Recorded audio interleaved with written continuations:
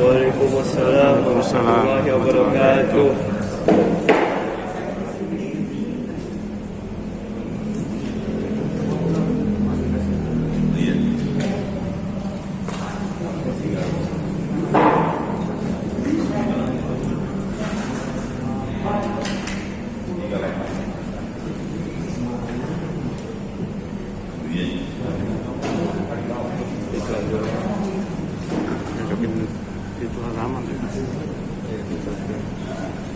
Bismillahirrahmanirrahim.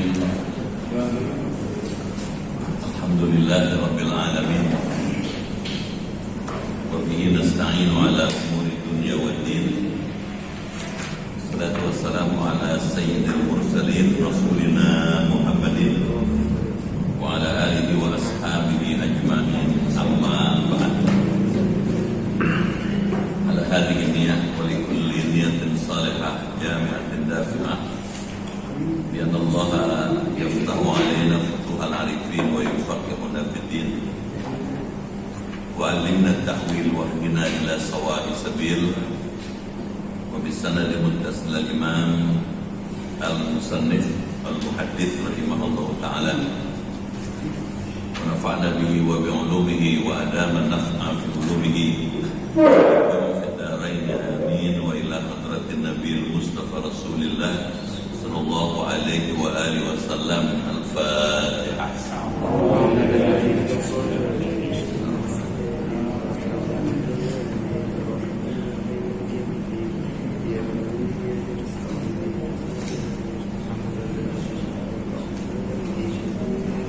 الفاتحة بأن الله يغفر ذنوبنا وذنوب آبائنا وأمهاتنا ولجدنا ولجداتنا ولذرياتنا ولقراباتنا ولمشايخنا ولمن له حق علينا ولجميع المسلمين والمسلمات والمؤمنين والمؤمنات الأحياء منهم والأموات. ثم إلى روح خصوصا المرحوم Bapak Darmasto bin Fulan. Al-Fatihah.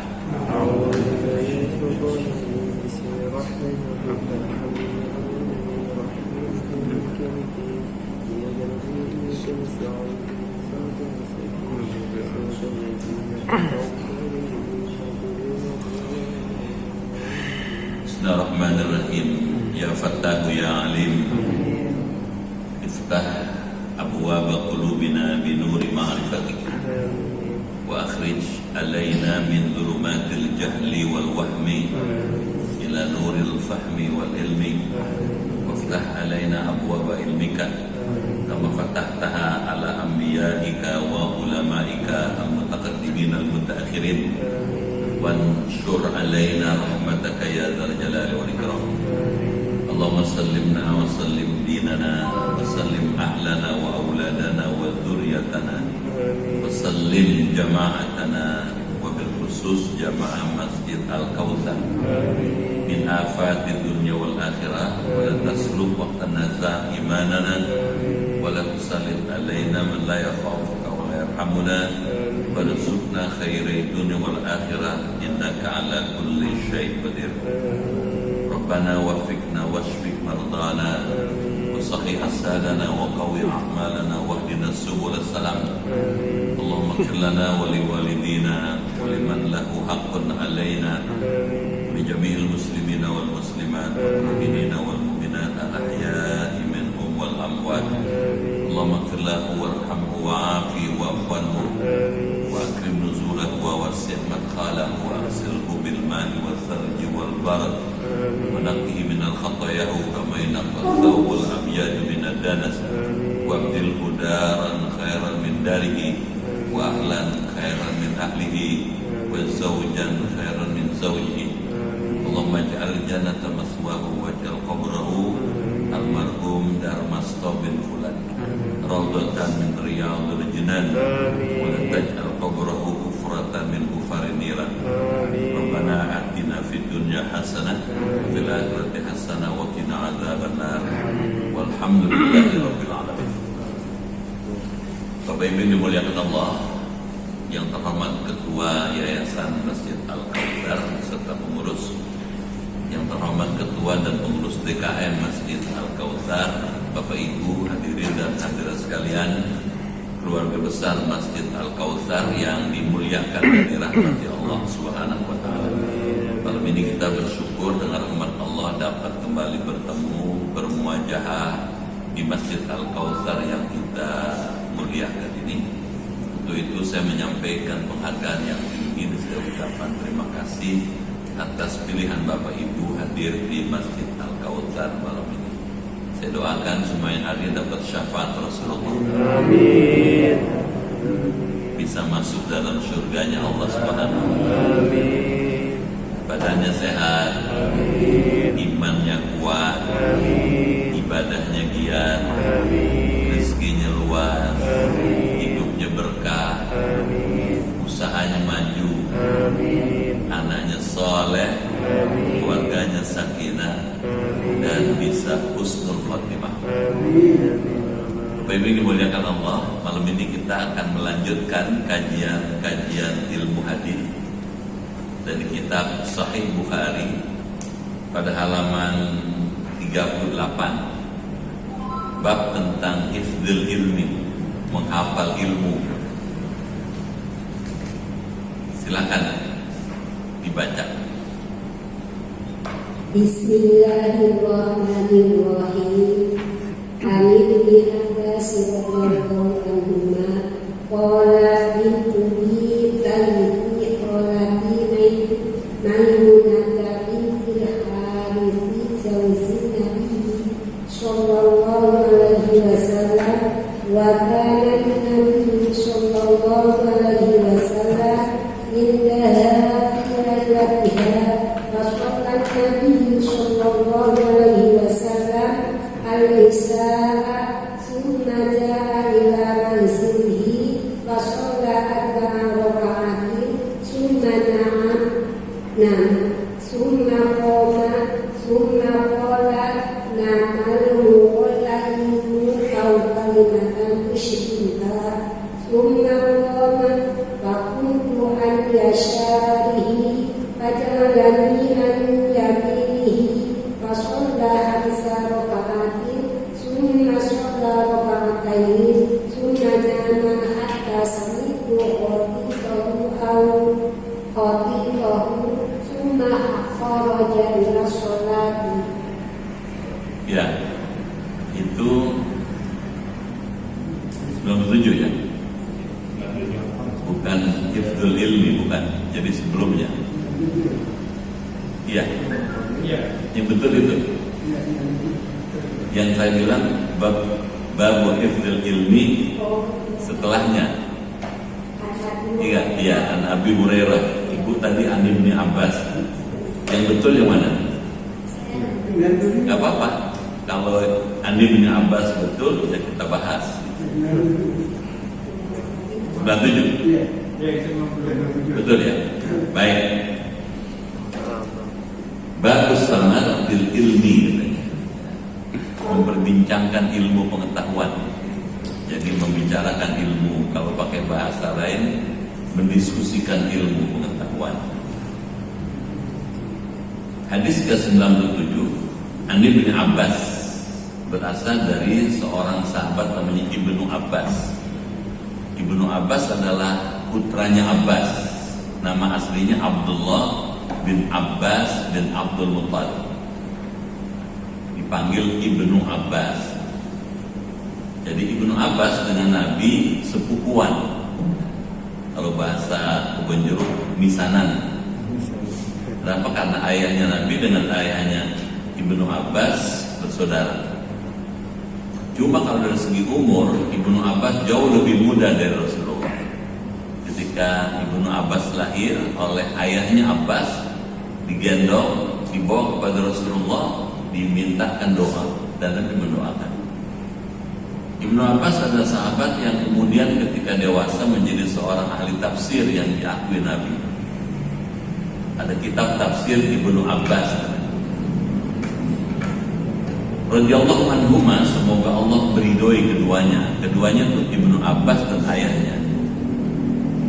Qala, Ibnu Abbas berkata, "Bittu fi baiti khalati." Aku nginep gitu ya. Bitu tuh menginap di rumah kholati. Kholati itu bibiku. Kalau bahasa sekarang tanteku. Siapa? Maimunah bintul Harith. Siapa nih tantenya Ibnu Abbas? Namanya Maimunah bintul Harith, zaujin Nabi sallallahu alaihi wasallam, istri Rasulullah sallallahu alaihi wasallam. Nabi punya istri, salah satunya namanya Maimunah. Ayahnya namanya Harith. Wa kana Nabi sallallahu alaihi wasallam, pada waktu itu Nabi katanya indaha fi lailatiha, sedang berada di rumah Maimunah. Memang giliran malam itu di tempat Maimunah. Fasolan Nabi SAW al-Isya. Nabi ketika itu sholat Isya. Jadi ketika saya datang ke sana, Nabi sholat Isya. Tentu sholat di Masjid Nabawi, bukan di rumahnya. Summa ja'ila manzilihi, setelah selesai sholat Isya, Nabi pulang ke rumahnya. Fasalla arba'a raka'atin, sampai di rumah Nabi, di rumah istri Nabi itu Maimunah bintul Harith, Nabi sholat lagi arba'a raka'atin, 4 rakaat. Pertanyaannya sholat apa nih? Tadi sudah sholat Isya, terus Nabi sampai di rumah Maimunah sholat lagi 4 rakaat. Para ulama ahli hadis mengatakan ini sholat sunnah, dikerjakan 2 kali salam, 4 rakaat 2 kali salam. Betul. Misalnya Bapak lihat dalam kitab Imam Ghazali Bidayatul Hidayah, ada keterangan bahwa kalau kita sudah selesai sholat Isya di masjid, mau tidur, kita boleh bahkan disunnahkan sholat 4 rakaat. Sholat sunnah 2 rakaat salam, 2 rakaat salam. Udah selesai Nabi sholat 4 rakaat, summa nama, Nabi kemudian tidur. Setelah tidur, summa qoma, Nabi kemudian bangun malam hari. Summa qama, summa qala, setelah Nabi bangun, Nabi berkata, namal Ulayyim, katanya. Si Ulayyim udah tidur belum? Gitu. Maksudnya ya, ngomong seperti itu mau kasih tahu Ibnu Abbas sudah tidur belum tadi? Gitu. Au kalimatan tushbihuha, atau mengucapkan kalimat yang serupa dengan itu. Summa qama, kemudian Nabi menegakkan sholat. Nah, tentu sholat malam, sholat tahajud, karena sudah tidur. Bapak Ibu dimuliakan Allah, ketika Nabi sholat malam, fakuntu an yasarihi, saya itu Ibnu Abbas, ikut sholat di sebelah kirinya, di sebelah kiri Rasulullah. Dan Nabi lagi sholat, Ibnu Abbas ikut. Kalau bahasa Betawi nimbrung, ya, nimbrung ikut. Di sebelah kiri Nabi. Dan ketika Nabi tahu Ibnu Abbas sholat di belakang Nabi sebelah kiri, faja'alani an yaminihi, saya digeserin kanan, gitu kata Nabi. Nabi sambil sholat kanan, gitu. Itu ngajarin kalau laki-laki jadi makmum, itu imamnya juga laki-laki, maka posisi makmum di sebelah kanan si imam. Beda dengan kalau wanita. Kalau wanita jadi makmum, saya Mas Slamet jadi imam, istri Mas Slamet jadi makmum, istri Mas Slamet di sebelah kiri. Bapak Ibu dimuliakan Allah, fasolah 5 rakaatin. Nabi kemudian sholat 5 rakaat. Pertanyaannya, sholat apa nih 5 rakaat? Gitu. Para ulama ahli hadis menjelaskan ini sholat tahajud 2 rakaat, kemudian witir 3 rakaat. Ada yang menyebutkan bahwa Nabi sholatnya 2 rakaat tahajud, 2 rakaat tahajud dan 1 rakaat witir. Tapi dari 2 pendapat ini yang paling kuat adalah 2 rakaat sholat tahajud dan 3 rakaat sholat witir. Summa sholat rakaatain, kemudian Nabi sholat 2 rakaat. Tanya sholat apa lagi nih 2 rakaat ini? Padahal tadi sudah witir, sudah 5 rakaat. Sholat ini adalah diyakini sebagai sholat qobliyah subuh. Tsumma nama hatta sami'tu ghatitahu. Tapi kemudian kelihatan kecapean, ketiduran. Sampai saya ngedengar katanya ghatita itu dengkurnya. Jadi Nabi kayak kita juga, manusia juga. Kalau tidur juga ada suara yang keluar. Tsumma kharaja ila shalah, kemudian Nabi keluar dari rumahnya Maimunah menuju ke masjid. Ya, untuk apa? Sholat subuh berjamaah. Nah, Bapak dan hadirin yang dimuliakan Allah, apa tuh pelajarannya? Ya, saya kebetulan bawa syarahnya di kitab Sahih Bukhari, itu ada syarahnya. Ditulis oleh Ibnu Hajar Al-Asqalani. Hadis ini ingin mengajarkan pada kita bahwa ilmu itu memang mesti diseminasi. Pengetahuan itu mesti disebarkan. Pengetahuan itu mesti diberikan kepada orang lain, tidak boleh disimpan.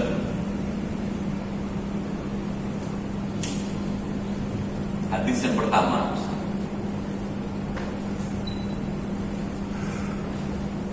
dalam kajian kita hadis pertama ya, itu 97 ya. Apa yang ingin disampaikan oleh hadis ini? Yang pertama itu bahwa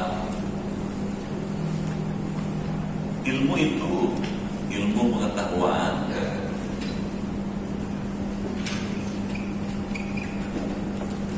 menjadi bermanfaat, jadi manfaat bila diseminasi, dilakukan diseminasi, disebarluaskan. Jadi jangan disimpan. Di mana unsur diseminasinya, penyebarluasan ilmu itu? Informasi Ibnu Abbas, informasi keilmuan Ibnu Abbas,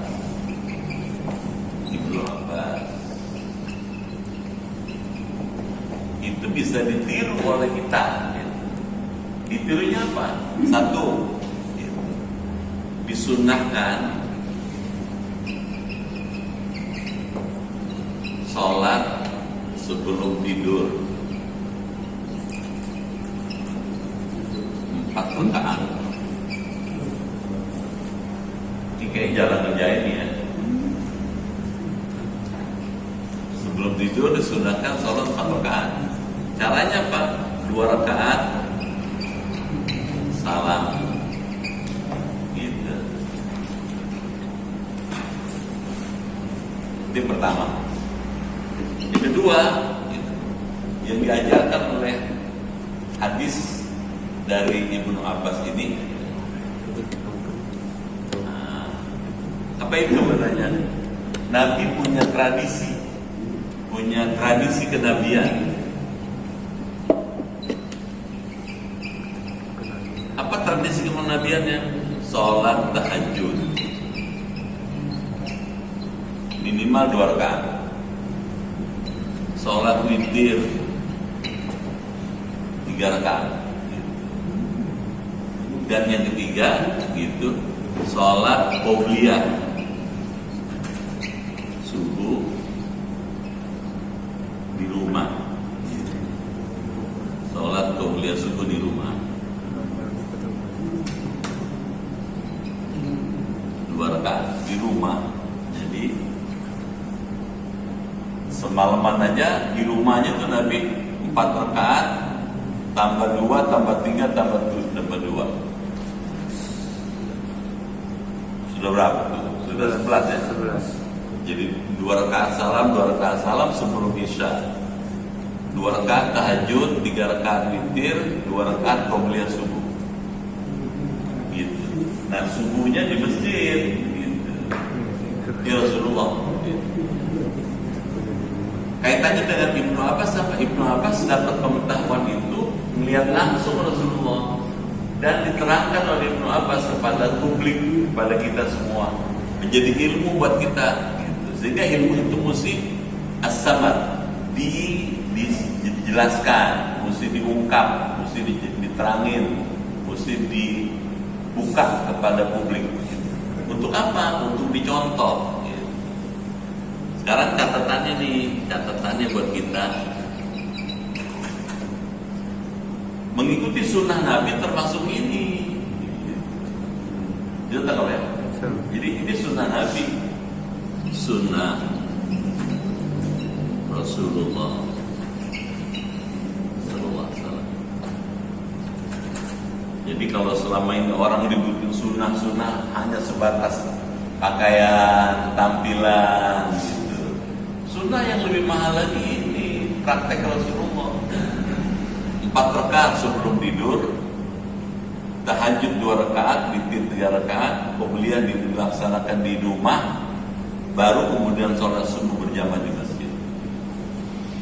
Ini lebih efektif karena ini nilai yang hidup, living value. Ini mesti dikembangkan. Yang diributin orang kan sekarang jenggot aja.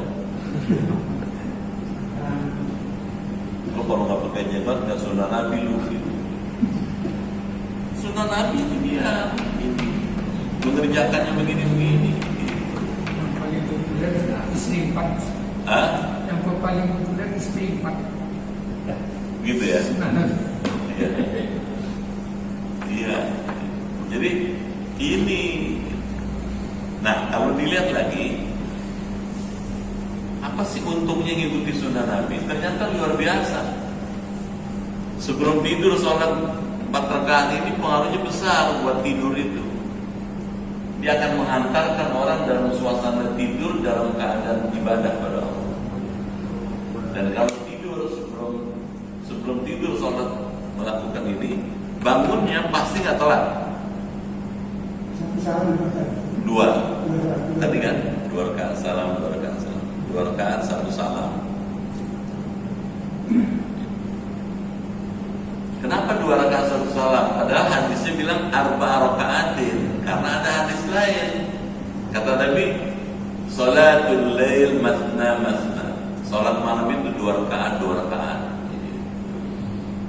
Nggak mungkin Nabi ngomong hadis A dengan hadis B bertentangan, nggak mungkin. Katanya kan dia sholat sunnah maka ikut hadis yang lain. Sholatul lail masna masna juga didukung oleh syarah hadis itu. Nggak ada sholat malam 4 rakaat 1 salam. Ini sebelum tidur kita bisa yang belakang. Iya kan? Sebelum tidur. Bagus Pak. Bagus banget nih.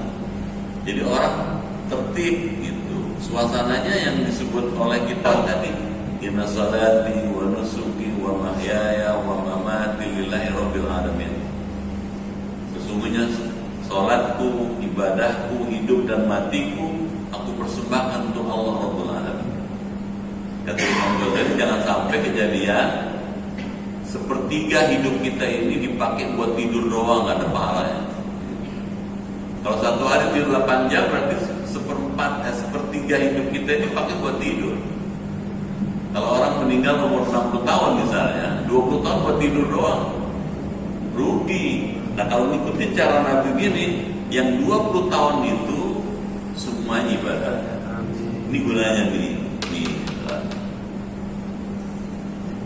Lain. Orang tidur sebelum tidur sholat dulu, dengan tidur nggak pakai sholat lagi, lain hasilnya. Kalau sebelum tidur nggak sholat dulu bisa kebablasan. Bahkan ada orang tetangga masjid nggak mendengar kapan subuh, katanya aja nggak kedengeran gua. Ajan subuh nggak kedengeran dia.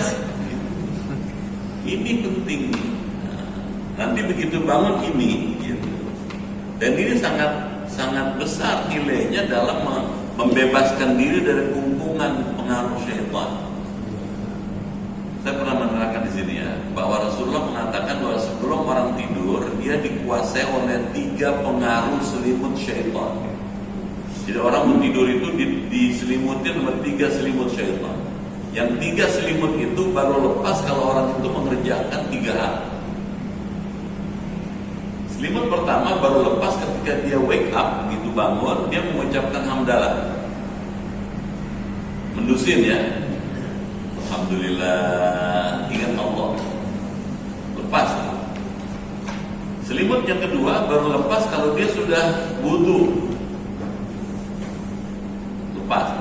Selimut ketiga baru lepas kalau dia sudah sholat 2 rakaat. Jadi sholat 2 rakaat ini membebaskan pengaruh syaitan. Bapak bisa bayangin, orang bangun tidur nggak pakai sholat subuh, nggak pakai zikir. Ini 3 lapis selimutnya tuh didong-dong-dong kemana-mana tuh. Malas. Coba lihat deh. Orang bangun tidur nggak sholat subuh, nggak apa-apa gitu, nggak pernah zikir, nggak macam-macam. Malas. Jongkok aja ngeliatin cu. Sambil ngerokok ngeliatin got gitu. Belakang rumah. Nggak maju, nggak berkembang. Nih mahal nih. Makanya lagi apa? Sholat ini sholat yang Allah menawarkan. Ada hadis qudsi. Manil ladzina yastaghfiruni istaghfiru li aghfir lakum. Siapa di antara kamu yang mau minta ampun, minta ampunlah kepada aku sekarang. Saya ampunin kamu. Nih, sini. Allah nawarin lagi, manil ladzina yas'aluni is'aluni u'tikum. Siapa di antara kamu yang mau minta hajat keperluannya dipenuhi, mintalah kepada aku sekarang, saya penuhin. Orang hidup kan banyak perlunya, banyak hajatnya, banyak kebutuhannya. Minta sama Allah, nih waktunya strategis nih, waktu strategis. Minta sama Allah, minta sehat, minta berkah, minta maju, minta berhasil hidup, minta mudah dalam usaha. Di sini. Jadi mahal. Kenapa qobliyah penting? Karena sholat qobliyah ini sudah disepakati oleh para ilmuwan, khairun minad dunya wa ma fiha. Lebih mahal dibandingkan dunia beserta isi-isinya. Bapak punya tanah 20.000 meter di Senayan. Lumayan kan? Nggak mau sampai 20.000 meter aja di Senayan. Bisa dihitung berapa duit itu. Tapi itu belum tentu menjamin Bapak masuk surga. Kalau Bapak meninggal, Bapak nggak bawa tuh tanah 20.000. Yang pakai nanti ahli waris. Tapi Bapak sholat 2 rakaat, qobliyah subuh, ini lebih mahal. Syukur sih kalau kita orang Villa Kelapa 2, orang Al-Kausar udah punya tanah 20.000, sholat qobliyah lagi. Amin.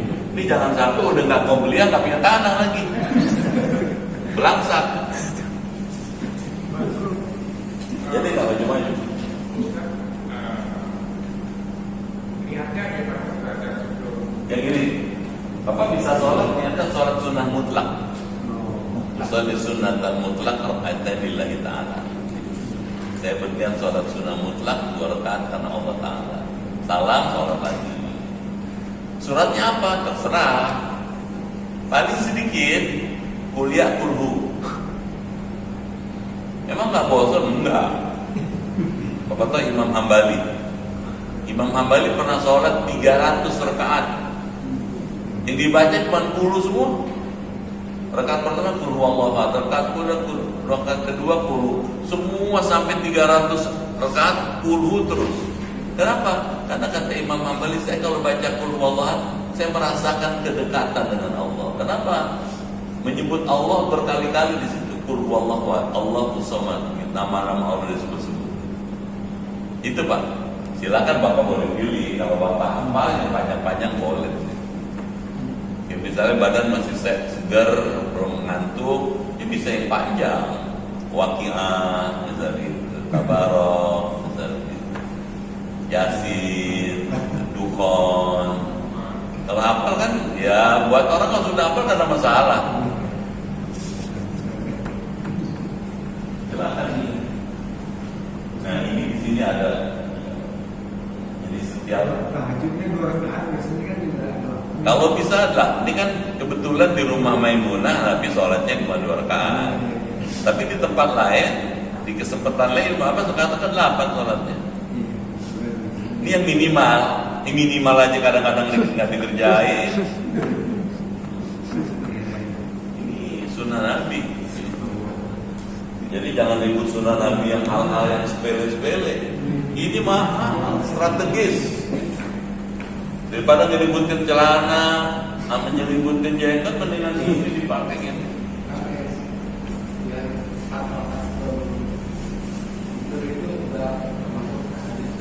Belum. Kan ini sebelum tidur. Tahajud itu setelah tidur. Wa minal laili fatahajjat bihi nafilatan lak. Dan dari sebahagian malam katanya. Sebagian malam artinya tidak semua malam. Para ulama mengatakan sebagian malam tandanya apa? Tidur dulu. Makanya Nabi tanya gitu. Namal bulayeng. Apakah anak kecil itu udah tidur gitu? Maksudnya Ibnu Abbas tuh udah tidur tadi nggak gitu. Maksudnya sholat tahajud itu tidur dulu. Kalau bapak mau sholat tahajud nggak tidur dulu, semua yang ada di pikiran bapak bisa tumplek ke situ. Tapi kalau sudah tidur, fresh, seger. Ada orang sholat tahajud sambil nonton bola Liga Eropa. Mumpung nonton Liga nih ya bangun aja tahajud. Di tahajud ini kan ada Liga Eropa. Begitu nonton, kenapa dia nggak ngesol dia? Oh begitu, sholatnya jadi nggak serius. Ya. Tahajud aja. Dan kalau kita bikin sholat itu dulu, ini nggak bakal kelar. Pasti Pak. Dan subuh pasti lebih pasti lagi kalau ini bisa pada subuhnya.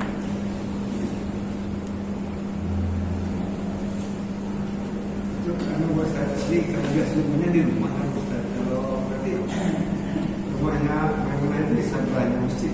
Nggak jauh. Kalau Bapak ke Medina, Bapak lihat.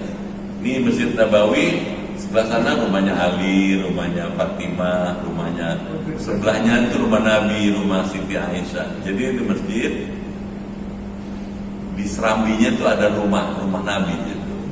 Di sebelah sini ada rumah Ahlus Suffah, Abu Hurairah, gitu. Salman, macam-macam tinggal di situ. Deket-deket Pak. Nah sekarang apakah lebih baik di masjid atau di rumah qobliyah gitu. Di sini pertimbangan taktis gitu. Kalau Bapak menganggap bahwa masih cukup waktu kalau Bapak sholat di masjid gitu, dan jarak antara rumah ke masjid itu cukup waktu sehingga nggak terlambat, ya silakan di masjid. Tapi kalau jaraknya dekat gitu, apalagi masjid sebelahnya rumah Nabi gitu. Tapi qobliyah karena Nabi sholatnya nggak lama, qobliyah kan nggak lama tuh. Pak cuma kuliah aja, udah selesai, terus Nabi cepet-cepet ke masjid.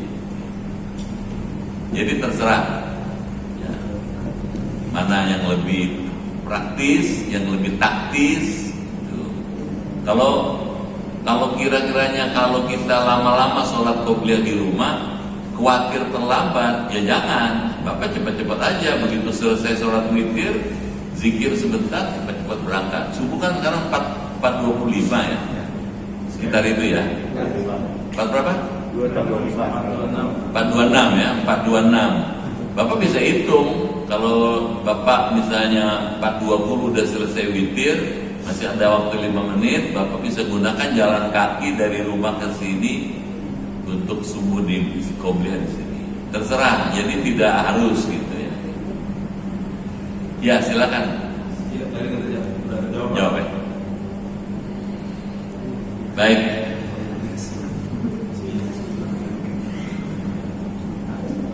Silakan dilanjutkan. Babu ini pentingnya. An-Abi Hurairah radhiyallahu anhu qala inna nasa yaquluna fa Abu Hurairah falawla ayatan fi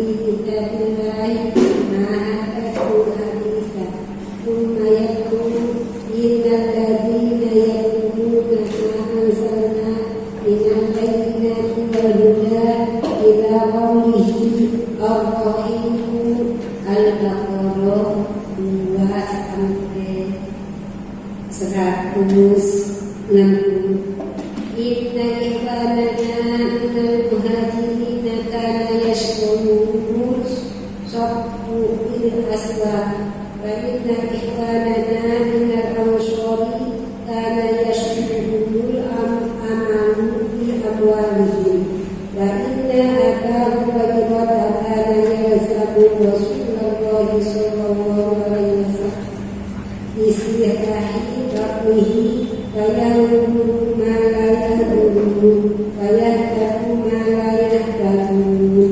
Ya. Sekarang kita lanjut. Babu hifdzil ilmi.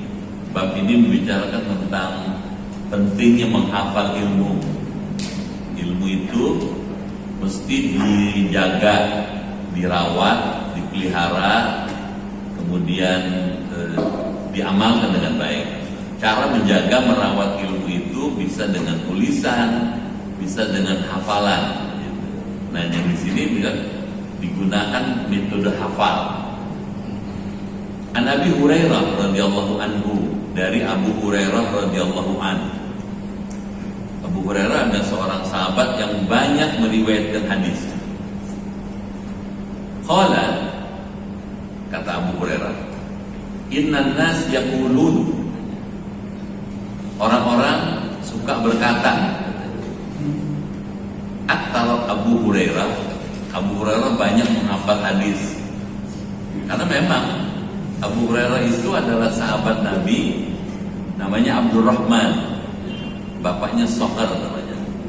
Dia memang sengaja dipersiapkan Nabi untuk banyak menghafal hadis Nabi dan menghafal Quran. Dikasih tempat di Sufa. Jadi ada Masjid Nabawi, ada serambinya. Kalau bahasa Betawi emperannya, ada serambinya. Nah, di serambi itulah Nabi persiapan, ada Abu Hurairah dan macam-macam sahabat yang memang masih muda-muda untuk dilatih menguasai ilmu-ilmu Islam. Salah satunya Abu Hurairah. Makannya gimana? Para agnia, orang-orang kaya di Medina itu menyediakan dana buat makannya orang-orang macam Abu Hurairah, makan, minum. Mereka kalau malam tahajud Abu Hurairah itu, kalau siang puasa sunnah gitu. Pernah sekali waktu Nabi lihat Abu Hurairah jalannya sepoyongan. Sepoyongan bukan karena mabuk, bukan, lapar. Begitu Nabi lihat, oh Abu Hurairah kok jalannya sepoyongan nih. Ya Abahir ta'al, Abu Hurairah sini katanya. Dipanggil Nabi datang ya. Saya di rumah punya susu katanya, secangkir. Mau kan kamu? Karena yang ngajak Nabi dia nggak nolak. Susu secangkir, Nabi belum, saya belum. Begitu sudah menuju ke rumah Nabi, kata Nabi, Abu Hurairah, kamu kan punya teman banyak ya, panggil temanmu sini. Nggak masuk akal tuh, susu secangkir. Teman sudah dipanggil banyak loh, ada puluhan orang. Ahlu Sufa tuh banyak, ada 20-an lebih. Terus nggak nolak, nggak berani, nggak ditolak, kok nggak masuk akal nih? Dipanggil aja teman, tahu sini. Nabi punya susu secangkir nol. Semua datang. Benar udah sampai rumah Nabi, susu secangkir itu Nabi kasih minum. Yang datang baru kasih terus. Terakhir Abu Hurairah, belakangan Nabi. Itu orang seabrek-abrek kalau bahasa Betawi, itu minum dari susu secangkir nggak habis-habis. Itu mukjizat Rasulullah. Artinya apa? Nabi peduli kepada orang yang rajin ngurusin ilmu-ilmu Islam. Jadi jangan malu jadi merbot, jangan malu jadi muadzin, jangan malu jadi imam masjid. Kenapa? Karena orang-orang ini orang-orang penting dalam struktur Islam. Kenapa? Mereka lah orang-orang yang mengembangkan, mensyiarkan Islam. Dan Nabi punya kepedulian lebih. Orang-orang kaya di sana, Abdurrahman bin Auf senang kasih uangnya buat membiayai orang-orang ini, termasuk Abu Hurairah. Walaula ayatani, kata Abu Hurairah, seandainya tidak ada dua ayat ini, dalam Quran, fi kitabillah, ma hadatsu hadisan. Saya tidak akan meriwayatkan satu hadis pun. Maksudnya, saya tidak akan menghafal hadis Rasulullah kalau tidak ada dua ayat ini dalam Quran. Jadi didorong, dimotivasi oleh ayat ini, kemudian dia mau menghafal hadis Nabi dan menjelaskan kepada orang banyak. Summa yatlu, kemudian Abu Hurairah membacakan ayat itu. Innal ladzina yaktumuna, sesungguhnya orang-orang yang menyembunyikan ma anzalna minal bayyinat, apa yang telah kami turunkan berupa al-bayyinat, keterangan-keterangan yang jelas, wal huda, petunjuk Allah, ila qaulihi, sampai ayat yang terakhir ar-rahim, Allah Maha Penyayang. Surah Al-Baqarah 2 itu bukan ayat kedua, surat kedua. Al-Baqarah kan surat kedua. Al-Baqarah ada angka 2 kan? Al-Baqarah surat kedua ayat 159 sampai 160 gitu. Seandainya tidak ada 2 ayat ini dalam Quran, saya tidak akan meriwayatkan hadis katanya. Maksudnya apa? Abu Hurairah banyak meriwayatkan hadis, menghafal hadis karena dimotivasi oleh ayat ini. Motivasi yang lain adalah inna ikhwanana minal muhajirin. Sementara katanya saudara-saudara kami, katanya orang-orang muhajirin, orang-orang Mekah yang pindah ke Madinah, kana yasuluhum as-safq bil aswaq. Mereka sibuk katanya mengurus hartanya, katanya ya, di pasar-pasar, dagang. Bisa tangkap kan? Jadi banyak orang yang pindah dari Mekah ke Madinah, sampai di Madinah mereka sibuk dengan hartanya, sibuk di pasar, dagang dan lain-lain. Wa inna ikhwanana minal ansor, sementara saudara-saudara kami dari Ansor itu orang Madinah yang masuk Islam, orang asli Madinah yang masuk Islam ke Ansor. Karena yaskurum amal fi amwalihim, mereka juga disibukkan dengan ngurus hartanya, katanya. Fi amwalihim, ngurusin harta mereka. Jadi orang muhajirin sibuk di pasar, dagang. Orang Ansor sibuk ngurus hartanya. Wa inna Abu Hurairah, sedangkan Abu Hurairah katanya, yang sekarang ceritakan, yalzamu Rasulullah bisyab'i batnihi, selalu menemani Rasulullah kemana Nabi pergi, gitu, dengan perut yang kenyang karena berkah. Berkah apa? Nabi Muhammad kalau datang ke sini ada yang nyediain makanan, datang ke sini ada makan. Karena Nabi bersama Abu Hurairah juga disediain makanan. Bisa tangkap nggak tuh? Saya bisa datang ke sini disediain susu, disediain kita roti biasanya gitu. Kalau saya bawa asisten saya juga dikasih juga kan begitu. Sama Abu Hurairah juga begitu. Jadi ikut berkahnya dari Nabi. Wa yahduru mana yahdurun. Abu Hurairah punya tradisi, karena sering mengikuti Nabi, dia sering hadir bersama-sama Nabi di majelis-majelis ilmu yang diselenggarakan Nabi. Nabi juga bikin majelis ilmu, Pak. Cuma bedanya kalau Nabi bikin majelis ilmu itu duduk di tengah, gitu. Sahabat itu duduknya melingkar separuh lingkaran. Jadi kalau ini di sini gini ya, Nabi di tengah, sahabat melingkar separuh lingkaran. Ya kayak kita juga. Nabi duduknya nggak di kursi. Nabi kalau ngajar itu di tengah-tengah majelis itu duduknya kayak duduk iftirash, duduk Robik Firly tadi. Gitu. Jadi nggak silang kan? Nah, sahabat mendengarin apa yang Nabi sampaikan, termasuk Abu Hurairah. Gitu. Kalau Nabi sampaikan hadisnya dihafal oleh Abu Hurairah dan disampaikan kepada para sahabat. Wa yahfadu ma la yahfadun, katanya. Sementara Abu Hurairah menghafal apa yang orang-orang muhajirin Ansor tidak hafal. Berdasarkan ayat hadis ini, ilmu itu mesti dipelihara. Sekarang hadis kedua. Hadis kedua.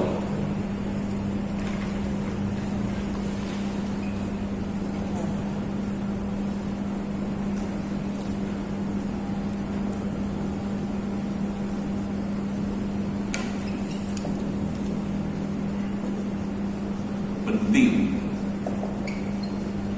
dalam hidup. Pertanyaannya, apa pentingnya ilmu? Gitu. Ada hadis, al-ilmu nurun. Ilmu itu nur, pelita, penerang, pencerah. Gitu. Jadi kalau orang jalan di tengah malam, kalau bawa pelita pasti kelihatan jalanannya. Sama. Orang hidup di dunia kalau punya ilmu, dia tahu apa yang mesti dikerjain. Gitu. Karena ilmunya memberi arahan ke sana, begini aja, gitu. Kalau nggak punya ilmu, kayak orang jalan di tengah malam gelap, nggak bawa senter, gimana akibatnya? Tubrak-tubruk. Nah, nunu ya. Daerah. Jadi ilmu penting, karena penting, katanya, maka harus dipelihara dengan baik. Cara memeliharanya ada dua macam, gitu. Satu dengan hafalan, gitu. Yang kedua dengan catatan, manuskrip. Makanya ditulis, gitu.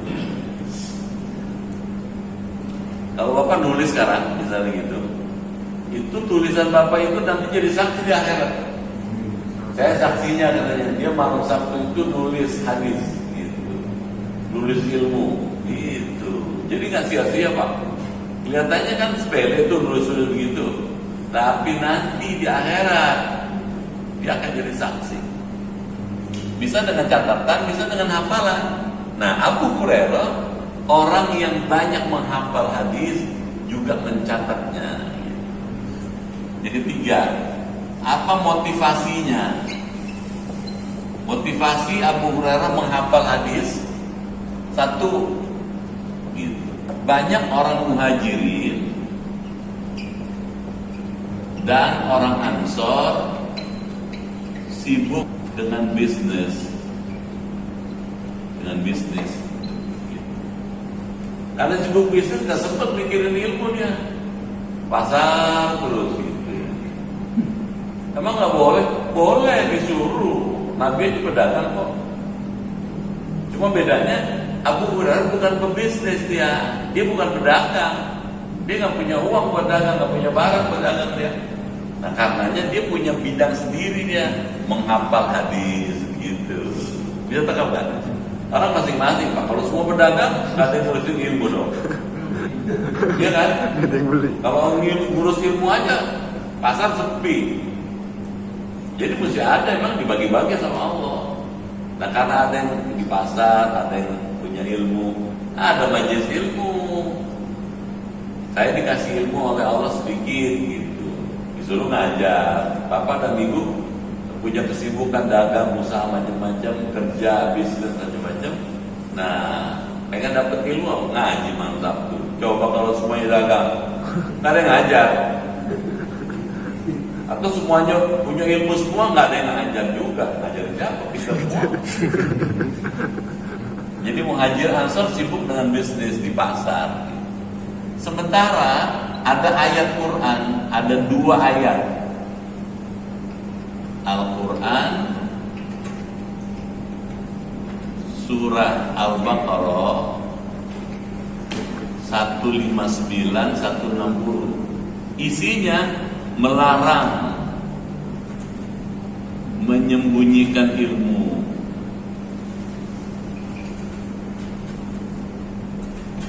Melarang menyembunyikan ilmu. Nggak boleh. Yaktumuna ma anzalna minal bayyinat wal huda. Nggak boleh menyembunyikan pengetahuan tentang Quran dan petunjuk Allah, nggak boleh. Kalau kita tahu, ajarin. Nah karena ada dua ayat ini didorong oleh kondisi sosial masyarakat di Madinah. Muhajirinnya sibuk dagang, Ansornya sibuk dagang. Nah, sementara gitu, Abu Hurairah radhiyallahu anhu selalu katanya menemani Rasulullah. Jadi peluang untuk mencatat, menghafal ilmu terbuka buat Abu Hurairah. Makanya ilmu itu banyak disampaikan Abu Hurairah, diriwayatkan Abu Hurairah. Jadi dengan kata lain, Abu Hurairah jasanya besar. Kita bisa ngerti ilmu-ilmu yang disampaikan oleh Rasulullah melalui Abu Hurairah. Jadi nggak boleh dianggap sepele Abu Hurairah. Bisa lengkap ya? Terus kalau buat kita apa nih? Kalau buat kita, ilmu itu penting. Karena penting dia mesti dipelihara, dijaga. Bukan cuma dipelihara, jaga, juga diamalkan. Kayak ini nih. Nah, ini kan pengetahuan juga. Bagus diamalin. Coba aja dulu, yang enteng-enteng dulu. Misalnya ntar mau tidur, sholat dulu 2 rakaat, kuliah dulu, salam. Bisa kan? Bangun lagi, sholat lagi, al-falaq an-nas, salam. Tidur dah. Masih dalam keadaan wudu gitu. Gimana Ustaz kalau teman sebelah perlu, kita perlu urusin aja dulu itu. Pusing-pusing aman. Udah rapi, ya wudu lagi, bisa dong. Yang gampang-gampang aja, kuliah dulu, hafal, anas kan gampang tuh. Yang enteng dulu, jangan yang berat-berat. Waqiah kan panjang. Saya bilang kalau waqiah panjang itu, kalau emang kita sudah hafal, kemudian waktunya juga leluasa, silakan. Jadi rekreasi rohani namanya, wisata rohani. Ini coba dulu. Jadi ilmu itu mesti dipelihara dengan cara ini, plus diamalkan. Ini amalannya. Baik. Silakan. Satu lagi. Wa anhu radhiyallahu qala ya Rasulullah inni asma'u minka hadisan katsiran ansa qala usuk bila kata satu qala fa'iyatihi summa qala innahu qaromatuhu kama nasitu sayyidan. Ya, kita lanjut nomor 99 ya. Wa anhu, darinya gitu. Kok darinya? Siapanya ini kan gitu ya. Kalau kita belajar hadis kan ada namanya hemat dalam berbahasa, hemat dalam tulisan. Kalau di hadis pertama sudah disebut Abu Hurairah, maka hadis kedua nggak disebut lagi Abu Hurairah. Itu boros katanya. Kalau hadis ke-98 An Abi Hurairah radhiyallahu anhu sudah. Hadis 99 dari Abu Hurairah, nggak usah dibilang ya Abu Hurairah. Wa anhu, darinya. Gitu. Jadi siapa? Abu Hurairah. Ekonomis dalam berbahasa. Hemat. Jadi bahasa juga ada yang hemat, tulisan juga ada yang berhemat, ngomong juga mesti ada hematnya, mesti apik. Qala, Abu Hurairah berkata, qultu ya Rasulullah, hai Rasulullah, kata Abu Hurairah nih, inni asma'u minka haditsan katsiran ansahu. Sesungguhnya saya, katanya, mendengar banyak hadis dari engkau ya Rasul, katanya. Ansahu, kadang saya lupa ya Rasul. Nah, jadi Abu Hurairah jujur dia. Yang kadang saya tanya, saya dengar dari engkau, tapi ada juga yang saya lupa ya Rasul. Nah, jadi lupa itu manusiawi. Lupa manusiawi. Kalau menurut ahli hikmah, kalau orang lupa itu mesti disyukuri. Kenapa lupa disyukuri? Karena kalau nggak lupa repot Bapak. Maaf ya. Misalnya Bapak ditinggal istri Bapak wafat. Bapak cinta banget sama istri bapak. Kalau bapak nggak dikasih lupa, nggak mau kemana-mana.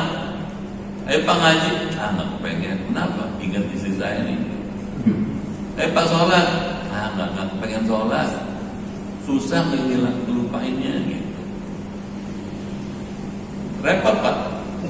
Maka dikasih lupa sama Allah. Jadi lupa itu nikmat. Cuman kalau kebanyakan jelek. Gitu. Kalau kebanyakan harus pikun. Udah makan Pak? Belum, nasi masih nempel di sini. Tinggalan satu.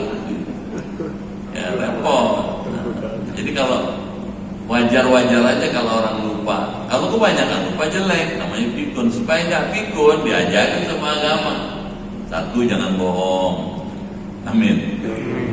Ternyata bohong itu pengaruh besar. Kalau orang sering bohong, gampang lupa dia, cepet pikun. Ada orang Pak, baru ngomong 5 menit ngomong lagi, nanya yang sama. Baru 5 menit yang lalu ngomong, sekarang ngomong lagi, pikun dia. Padahal umurnya belum berapa tua. Nah, jadi lupa itu manusiawi. Nah, Abu Hurairah ansahu, suka juga lupa dia. Apa Nabi jawaban? Qala ubsud. Coba kamu bentangkan rida'aka. Ridak itu selendang. Kita kan suka tahu ya, kalau orang suka pakai sorban, ridak. Kalau orang Indonesia sorbannya dikalungin di sini, ada nggak? Ada. Di leher. Gitu. Kalau para habaib taruh sini. Kalau orang Timur Tengah, orang Saudi, bukan taruh di sini, taruh di sini, ditaruh di kepala. Gara-gara kenapa? Untuk menghindari panasnya terik matahari. Bisa tangkap? Untuk apa? Untuk menghindari panas, heat stroke namanya, sengatan panas matahari.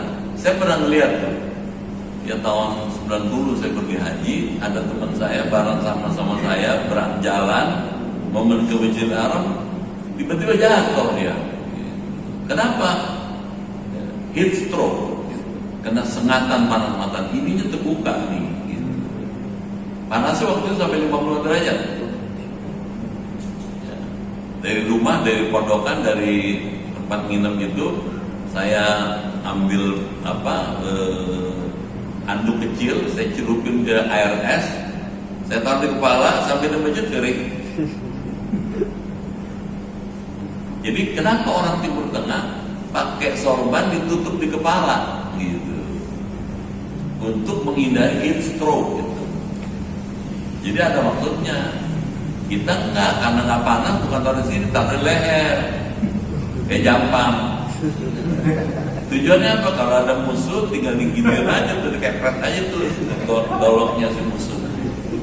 Apa tuh? Jadi pakai pakaian juga ada maksudnya, gitu. Jangan asal ikut-ikutan doang. Gitu. Baik, kita lanjut. Ufsud rida'aka, katanya. Coba kamu bentangkan selendangmu, digelar, gitu dikatakan. Oh basatuhu, maka saya bentangkan, katanya, kata Abu Hurairah, aku bentangkan tuh, katanya, ridai. Rida tuh selendang saya. Qala, ketika sudah saya bentangkan, fagharafa biyadai, lalu beliau menciduk dengan kedua tangan beliau, begitu. Sambil berkata, sumaqala dummahu, genggamlah, dummahu, fadomamtuhu, maka aku menggenggamnya, fama nasitu syai'an ba'dahu, setelah itu saya nggak lupa lagi. Nah, ini kelebihannya Rasulullah. Jadi supaya nggak lupa, kata Nabi sini, mana selendang kamu gelar. Nabi pegang begini, kamu pegang juga. Nah, sejak itu nggak lupa lagi tuh Abu Hurairah, ingat terus. Sampai di situ berdasarkan hadis ini, apa itu? Ya, ilmu itu mesti dipelihara dengan cara dihafal. Nah, salah satu cara menghafal hadis ketiga. Nah, supaya cepat hafal dengan baik, butuh pertolongan dari Allah dan Rasulullah. Maksudnya apa? Doanya Rasulullah, bantuan Rasulullah yang penting. Nah, yang kedua katanya ya, lupa itu manusiawi. Jadi kalau ada orang lupa, manusiawi. Cuman kebanyakan lupa jelek. Supaya tidak lupa, ada ikhtiarnya nih. Satu, jangan bohong. Coba deh. Pernah bohong nggak? Pernah. Kalau nggak pernah nggak pernah. Kalau nggak bilang saya nggak pernah bohong, mana bohong?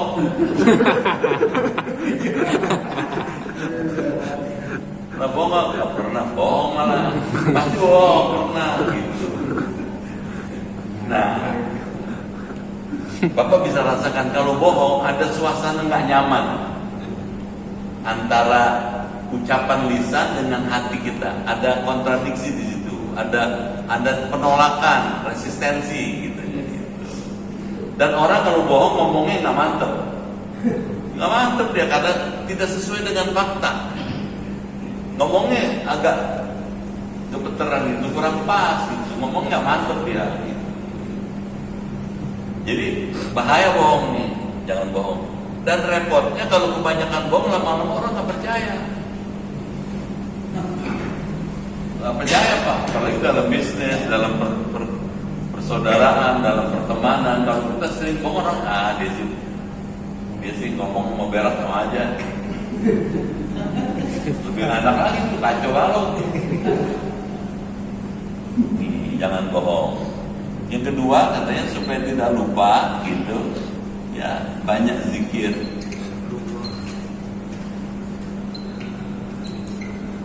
Itu gunanya zikir supaya orang ingat terus gitu. Bangun tidur zikir, mau makan zikir, mau minum zikir, mau keluar rumah zikir, mau nulis zikir, ngapain zikir, ingat Allah gitu. Yang ketiga gitu, kalau pengen lantit, apa lantit ya? Cerdas gitu ya. Nah, dawamul wudu. Terus wudu. Jaga wudu. Jaga wudu. Nih. Yang keempat, doa dan munajat. Kenapa pilihannya ini? Karena Nabi, zaman Nabi, orang bisa lapor sama Nabi, ya Rasul, saya belajar banyak hadis dari engkau, tapi banyak juga yang lupa. Kata Nabi sini, gitu. Gelar tuh selendang kamu, pegang di sini, dipegang sama Nabi. Dengan cara Nabi, dengan usaha Nabi, dengan pertolongan Allah, pindah itu ilmunya. Jadi apa nggak lupa saja itu. Ingat terus. Kalau sekarang kita karena sudah nggak ada Nabi ini yang diandelin, supaya tidak lupa. Repotnya kalau sering lupa, payah nanti Bapak. Itu udah 4 rakaat baru 3 nih. Ada nggak begitu? Mau berdiri lagi rasanya udah 4, nggak berdiri lagi hanya baru 3. Nanya orang nggak mungkin, orang sendirian. Gimana nanya? Gue udah berapa kali kan nggak mungkin, orang kan nggak perhatiin kita. Coba. Ini mahal nih.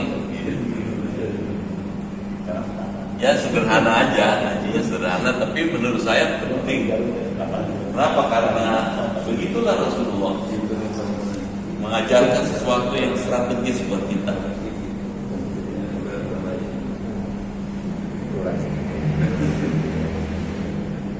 Satu lagi ya, biar habis ya. Ya. Biar habis hadisnya, ini sudah lewat jam 9.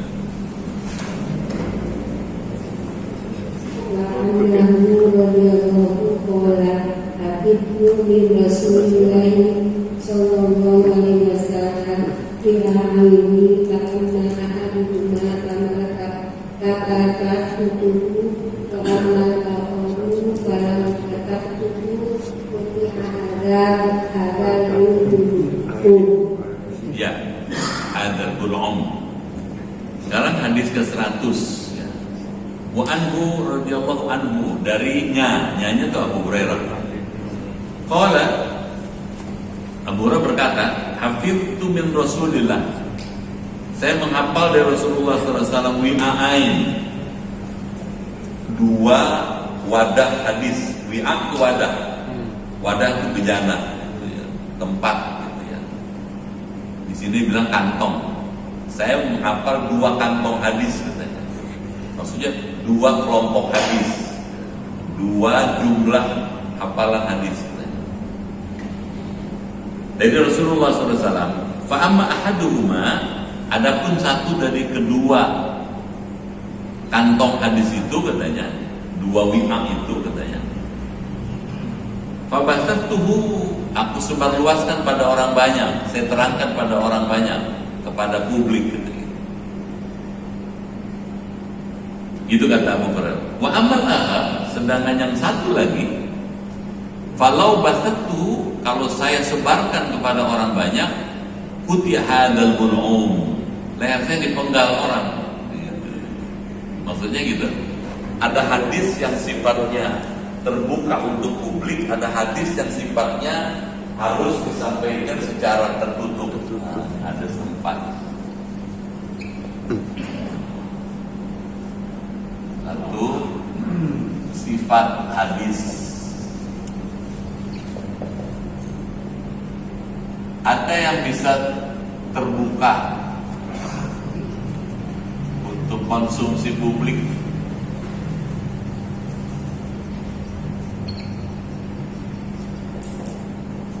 Ada yang penyebar luasannya terbatas untuk kalangan tertentu. Nah, ini yang terbatas, ini yang terbuka.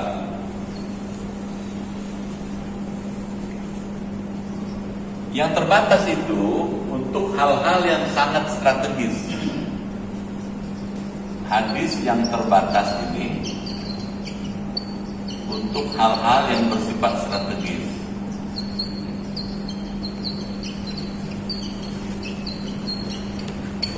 Gitu. Apa itu strategis? Kalau disampaikan kepada orang, orang akan marah dan tidak suka. Kalau disampaikan, orang bisa membunuh saya. Gitu. Karenanya dia menyampaikannya secara terbatas untuk orang-orang tertentu, dan ini sampai sekarang berlaku. Misalnya para ulama itu, para Imam Suyuti misalnya, itu baru ketahuan itu punya kelebihan dibandingkan yang lain-lain setelah beliau wafat, dan diceritakan kepada orang lain setelah beliau wafat. Ketika beliau masih hidup nggak mau diceritain. Contohnya Imam Suyuti yang menulis tafsir Jalalain itu, kan Jalalain itu 2 jalal. Ya, dalam bahasa Arab Jalaluddin ya, Al-Mahalli itu yang satu. Yang satu Jalaluddin As-Suyuti. Nah, karena namanya sama-sama Jalaluddin, maka disingkat Jalalain. 2 jalal. Jadi tafsir Jalalain, tafsir yang disusun oleh 2 orang ulama ahli tafsir yang namanya sama-sama Jalaluddin. Yang satu Jalal Al-Mahalli, yang satu Jalal As-Suyuti. Juz 1 sampai juz 15 Imam Al-Mahalli, Jalal Al-Mahalli. 16 sampai 30 Imam Jalal As-Suyuti, Jalal As-Suyuti. Nah, Imam Suyuti ini punya pengalaman spesial ya. Pernah sekali malam beliau habis sholat tahajud, habis witir, beliau menulis nulis kitab. Ulama-ulama zaman dulu itu kalau habis tahajud nunggu subuh nulis kitab. Pernah sekali malam ketika mau nulis kitab gitu, tiba-tiba lampu di kamar beliau padam. Bapak bayangin lampu zaman dulu bukan kayak di Al-Kausar, lampu-lampu cempor. Apa lampu cempor? Tempel. Iya, lampu Tempel. minyak. Minyak. Gitu. Mungkin sudah habis, minyaknya mati. Imam Suyuti bilang, ya Allah, seandainya ada sinar barang sedikit saja yang bisa menyinari ruangan ini, saya tidak terganggu kebiasaan menulis kitab ini. Gitu. Dalam hatinya gitu. Tiba-tiba dengan kuasa Allah, tangannya bisa menyala, tangan kanannya bisa bersinar terang sekamar itu. Gitu. Ketika tiba-tiba tangannya itu bersinar seperti Nabi Musa. Nah, Imam Suyuti, ya Allah, jangan sekarang kau tunjukkan kebesaranmu kepada aku, katanya gitu. Nanti aja kalau sudah wafat baru orang diberitahu. Nah kalau padam, kenapa nggak mau dikasih pada saat itu? Dan kenapa Imam Suyuti nggak mau menjelaskan itu kepada publik? Katanya karena khawatir ria. Kita tahu nggak? Takut ria. Gitu. Kalau ria amalnya habis semua. Gitu. Jadi ada informasi yang sifatnya terbatas, nggak boleh dibuka secara publik. Gitu.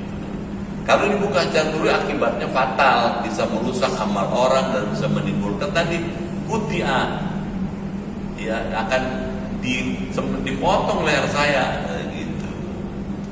Bisa tangkap ya? Jadi tidak semua informasi bisa dibuka. Ada informasi bersifat rahasia dan penting, itu hanya orang-orang tertentu saja yang lihat. Sama Abu Hurairah juga gitu. Jelas ya? Dibandingkan yang ini, jumlah yang ini lebih sedikit. Ini banyak. Sehingga kita banyak tahu hadis-hadis Nabi itu dari Abu Hurairah karena dia lebih banyak mengumumkan yang ini, yang terbuka ini, yang bersifat transparan. Gitu ya. Mudah-mudahan ada manfaatnya. Amin. Ya lumayan lah, 2 bab kan. Berapa hadis? 4 hadis ya.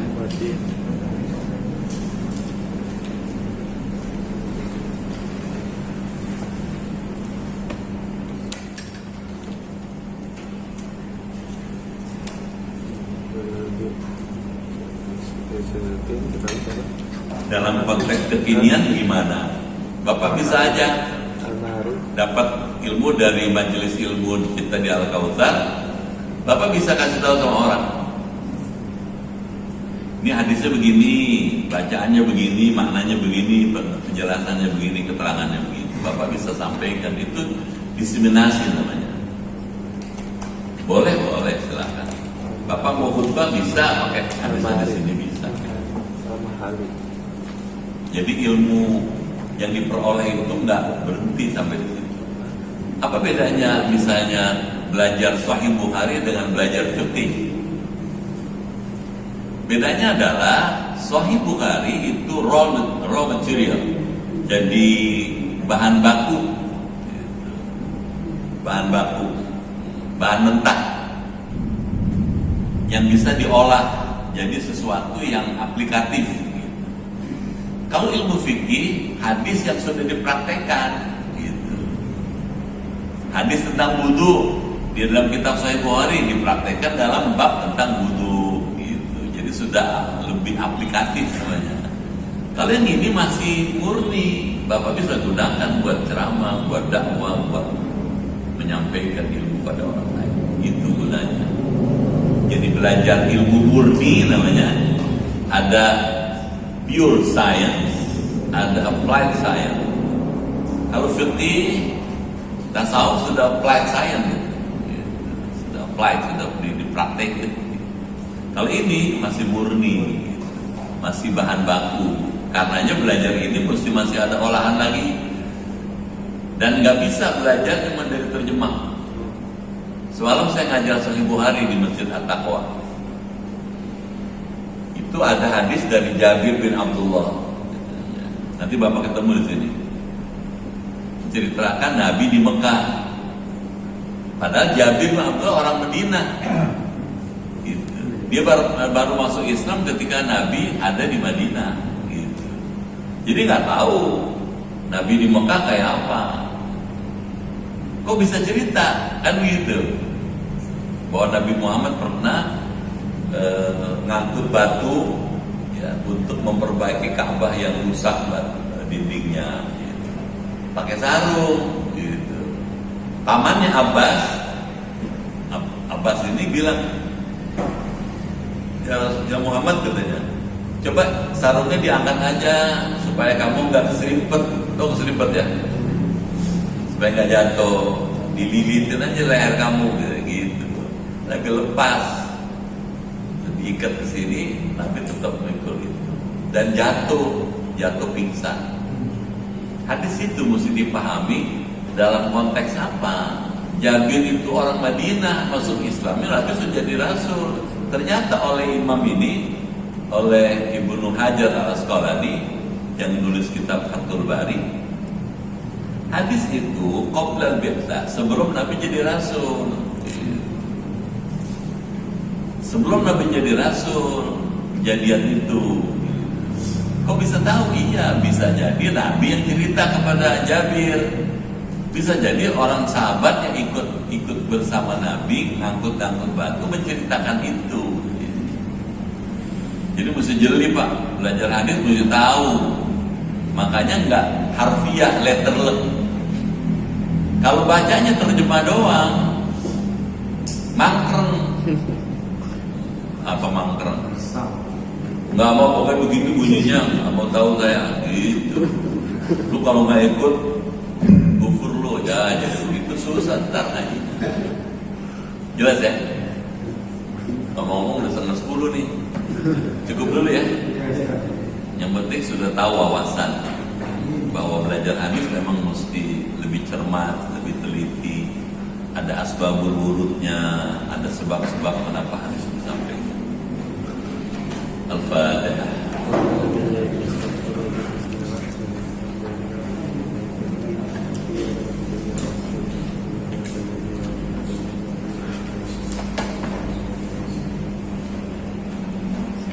Bismillahirrahmanirrahim. Allahumma bihaqqil Qur'an wa bi kalamikal qadim wa bi Muhammadin khatamin nabiyyin wa bi haqqi ummil Qur'an.